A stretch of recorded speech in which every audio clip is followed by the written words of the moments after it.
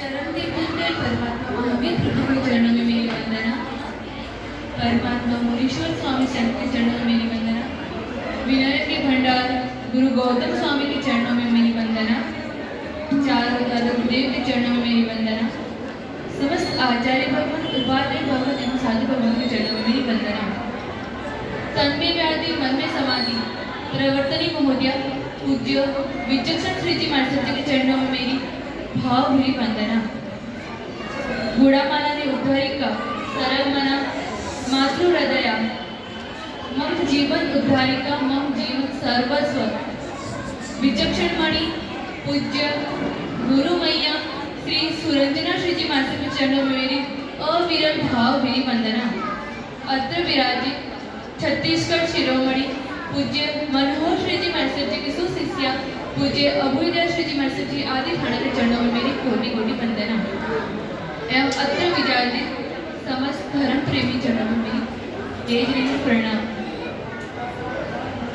कलम चलती है तो एक महान साहित्य का सर्जन होता है। एक पेंटर की पीछे चलती है तो एक कलात्मक चित्र का सर्जन होता है। और एक शिल्पकार की टोकरी जब चलती है तब एक दिव्य प्रतिमा का सर्जन होता है। और उसी प्रकार जब एक धर्म आराधना धर्म करता है तो एक धर्म का सर्जन होता है। परमात्मा ने हमें धरती पर भेजा। उस टाइम परमात्मा ने हमसे पूछा कि तू धरती पर जाके क्या करेगा। तो बच्चा व्यक्ति क्या जवाब देता है कि परमात्मा मैं जाके धर्म करूँगा, वो सब अच्छा बोलता है। और जब भगवान उसे धरती पर भेजते तब वो यहाँ आकर सब भूल जाता है। क्यों? जब वो बोलता है भगवान तू कैसे भूला, तो बोलता है भगवान बहुत लंबा सफर था और मैं तो सब भूल गया। परमात्मा ने हमें जैन धर्म दिया, हमें भगवान ने सब कुछ दिया और हमने भगवान को किया क्या, यहाँ आके सब भूल गए। हम भूले कैसे? वो इस मोह माया में फंस करके। एक घानी का जो बेल होता है उसके आंखों पर पट्टी बांध दी जाती है और वो उस घानी में गोल गोल घूमने लगता है।